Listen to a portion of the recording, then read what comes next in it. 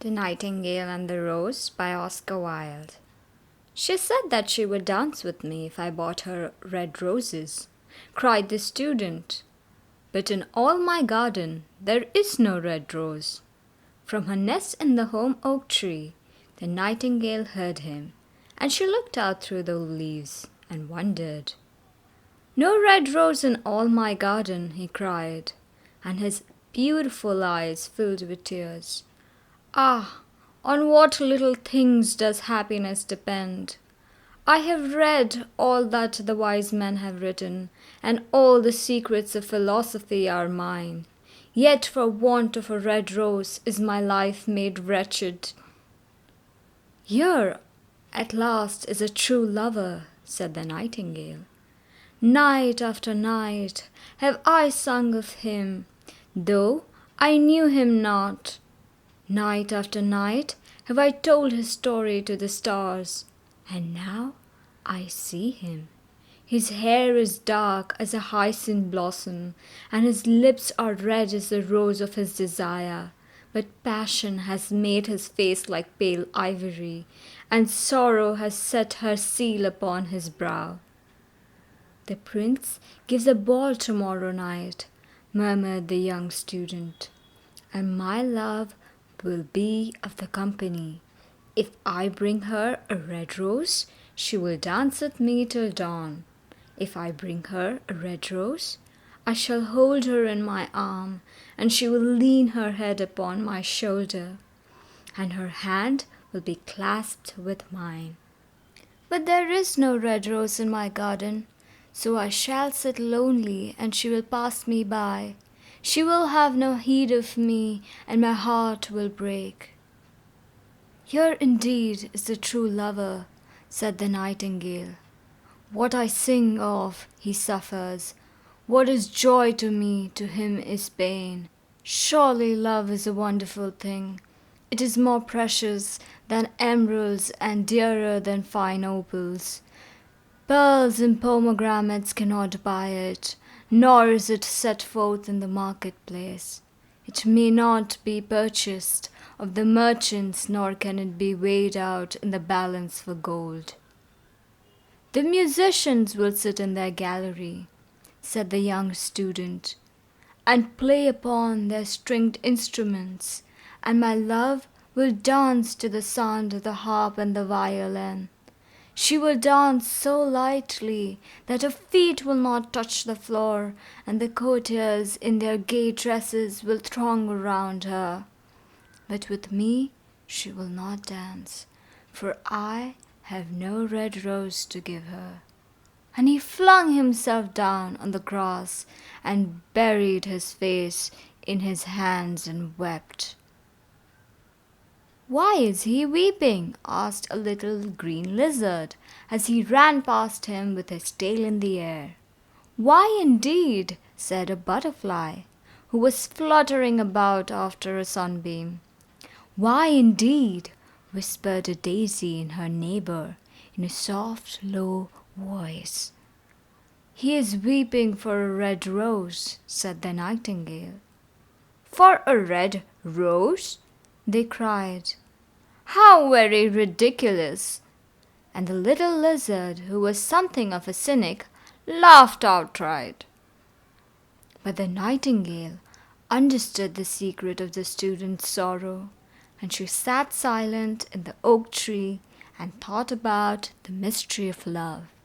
Suddenly she spread her wings for flight and soared into the air. She passed through the grove like a shadow, and like a shadow she sailed across the garden.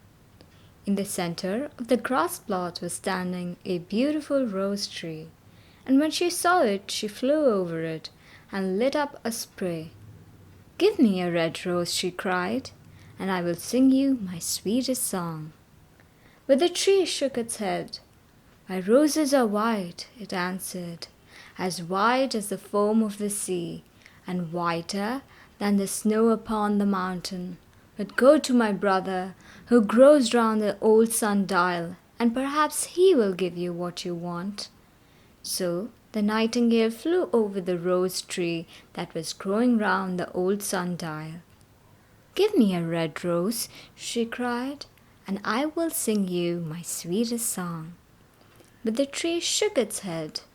"My roses are yellow," it answered, "as yellow as the hair of the mermaiden who sits upon an amber throne, and yellower than the daffodil that blooms in the meadow before the mower comes with his scythe. But go to my brother who grows beneath the student's window, and perhaps he will give you what you want." So the nightingale flew over the rose tree that was growing beneath the student's window. "Give me a red rose," she cried, "and I will sing you my sweetest song." But the tree shook its head. "My roses are red," it answered, "as red as the feet of the dove, and redder than the great fans of coral that wave and wave in the ocean caravan. But the winter has chilled my veins, and the frost has nipped my buds, and the storm has broken my branches, and I shall have no roses at all this year." "One red rose is all I want," cried the nightingale. "Only one red rose. Is there no way by which I can get it?" "There is a way," answered the tree, "but it is so terrible that I dare not tell it to you." "Tell it to me," cried the nightingale. "I am not afraid." "If you want a red rose," said the tree, "you must build it out of music by moonlight, and stain it with your own heart's blood. You must sing to me with your breast against a thorn. All night long you must sing to me, and the thorn must pierce your heart, and your life blood must flow into my veins and become mine." "Death is a great price to pay for a red rose," cried the nightingale, "and life is very dear to all. It is pleasant to sit in the green wood and to watch the sun in the chariot of gold, and the moon in her chariot of pearl.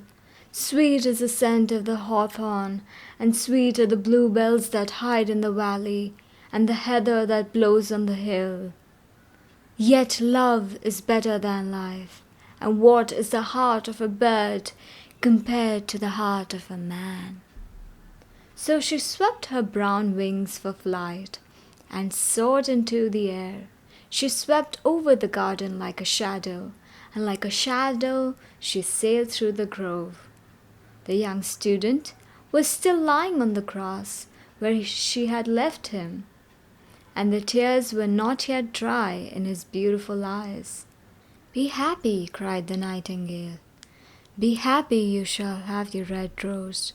I will build it out of music by moonlight, and stain it with my own heart's blood. All that I ask of you in return is that you will be a true lover. For love is wiser than philosophy, though she is wise and mightier than power. Though he is mighty, flame-colored are his wings, and colored like flame is his body. His lips are sweet as honey, and his breath is like frankincense." The student looked up from the grass and listened, but he could not understand what the nightingale was saying to him, for he only knew the things that were written down in books. But the oak tree understood and felt sad, for he was very fond of that little nightingale who had built her nest in his branches. "Sing me one last song," he whispered. "I shall feel very lonely when you are gone." So the nightingale sang the oak tree, and her voice was like water bubbling from a silver jar. When she had finished her song, the student got up and pulled a notebook and a lead pencil out of his pocket. "She has form," he said to himself as he walked away through the grove. "That cannot be denied to her. But has she got feeling? I am afraid not. In fact, she is like most artists. She is all style without any sincerity. She would not sacrifice herself for others. She thinks merely of music, and everybody knows that the arts are selfish. Still, it must be admitted that she has some beautiful notes in her voice. What a pity it is that they do not mean anything or do any practical good." And he went into his room and lay down on his little pallet bed and began to think of his love. And after a time, he fell asleep. And when the moon shone again in the heavens, the nightingale flew to the red rose and set her breast against the thorn. All night long she sang with her breast against the thorn, and the cold crystal moon leaned down and listened. All night long she sang, and her thorn was deeper and deeper into her breast, and her life blood ebbed away from her. She sang first of the birth of love in the heart of a boy and a girl, and on the topmost spray of the rose tree there blossomed a marvelous rose, petal following petal, as song followed song. Pale was it at first, as the mist that hangs over the river, pale as the feet of the morning, and silver as the wings of the dawn, as the shadow of a rose in a mirror of silver, as the shadow of a rose in a water pool. So was the rose that blossomed on the topmost spray of the tree. But the tree cried to the nightingale to press closer against the thorn. "Press closer, little nightingale," cried the tree, "or the day will come before the rose is finished."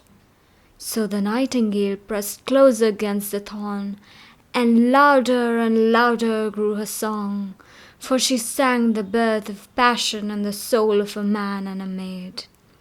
And a delicate flush of pink came into the leaves of the rose, like the flush of the face of the bridegroom when he kisses the lips of his bride.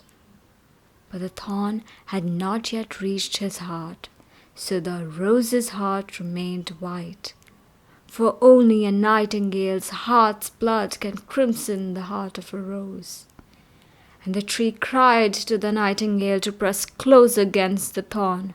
"Press closer, little nightingale," cried the tree, "or the day will come before the rose is finished." So the nightingale pressed closer against the thorn, and the thorn touched her heart. And a fierce pang of pain shot through her. Bitter, bitter was the pain, and wilder grew her song, for she sang of the love that is perfected by death, of the love that dies not in the tomb. And the marvelous rose became crimson, like the rose of the eastern sky. Crimson was the girdle of petals, and crimson as the ruby was the heart. But the nightingale's voice grew fainter, and her little wings began to beat, and a film came over her eyes. Fainter and fainter grew her song, and she felt something choking her in her throat. Then she gave one last burst of music.